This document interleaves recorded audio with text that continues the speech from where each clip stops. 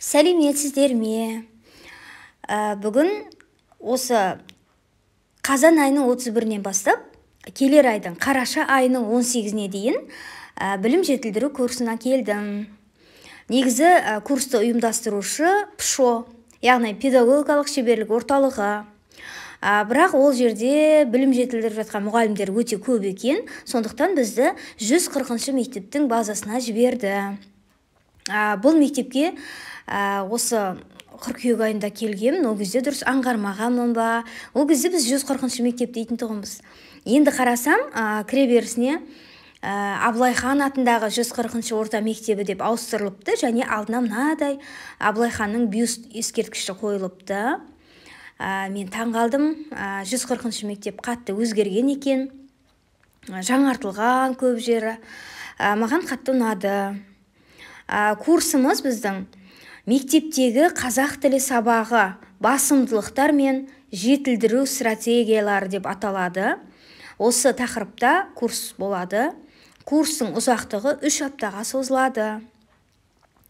Енді осы 140-шы мектепке күнде келіп, білімімізді ары қарай жетілдіре береміз.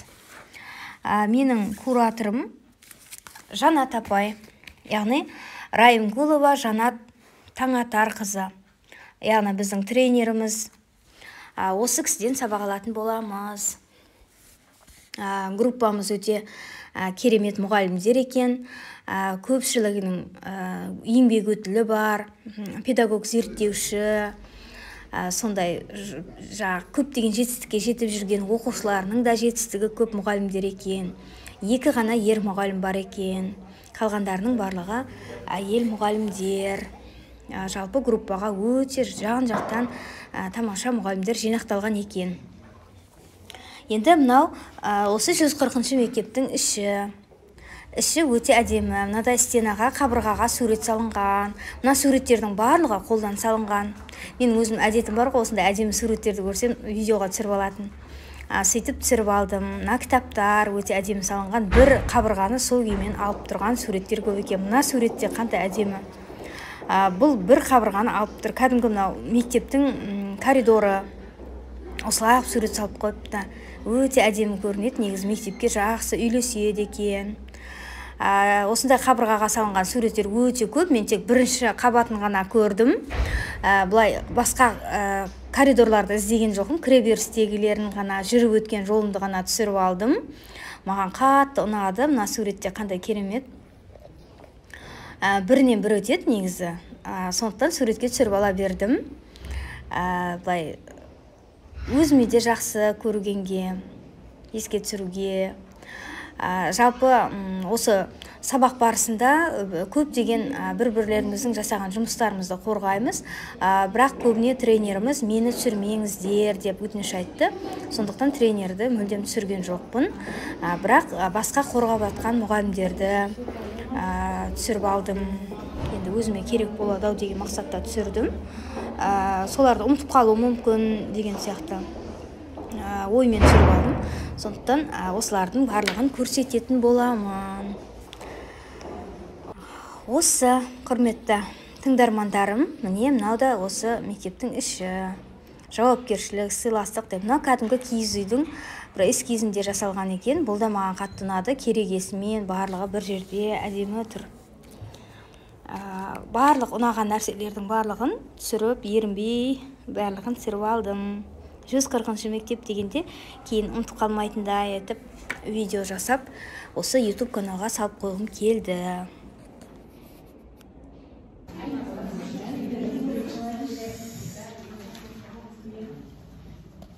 Баулу. Енді біздің ойымызша, біз енді мәтін бойынша алдық. Біздің ойымызша баулу деген мәніс білімі мен әдіс білімін қатар үйрету. Яғни мәніс деп отқанымыз бұл енді ауызша түсіндіру жұмыстары да, енді мынау әдіс білімі бұл практика жүзінде, іс жүзінде, тәжірибе жүзінде көрсету. Яғни осыны қатар үйрету. Себебі енді біз былай түсіндіреміз. Енді қазір енді мынау ғылым мен техниканың дамыған заманы, енді бірақ бұл не бұрында да болды, яғни бұл мәніс білімі. Енді ғылым техника дамымаған заманда да баулу болды ғой енді. Бірақ енді ол кезде істің мәнісін үйретсе, енді біз қазір ғылым техникасы дамыған заманда көбінде іс жүзінде, практика жүзінде ол кезде тек ол кезде үйрететін дүние аз болды. Тек кәдімгі күнделікті үйдегі тұрмысқа байланысты ғана нәрселер үйретілді. Қазір енді ғылым техникаға заманына байланысты біздің үйрететін әдісіміз көп болу керек қой. Енді соны айтқым келеді. Одан кейін біз енді мынадай фактілермен дәлелдей аламыз. Енді ол мәтінге байланысты. Мысалы, пышақпен жонып әдісін алмаған адам қазықты дұрыс жасай алмайды.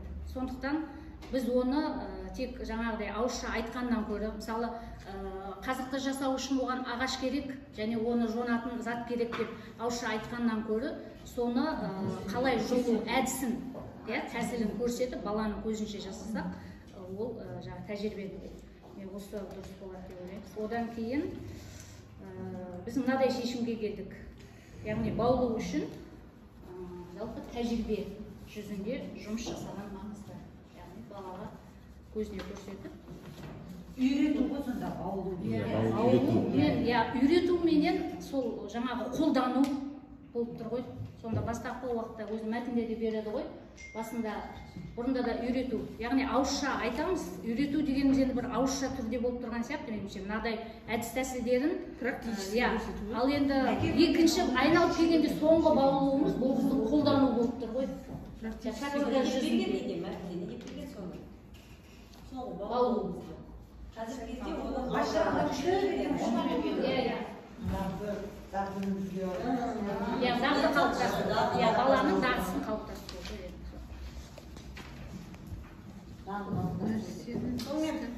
жақсы.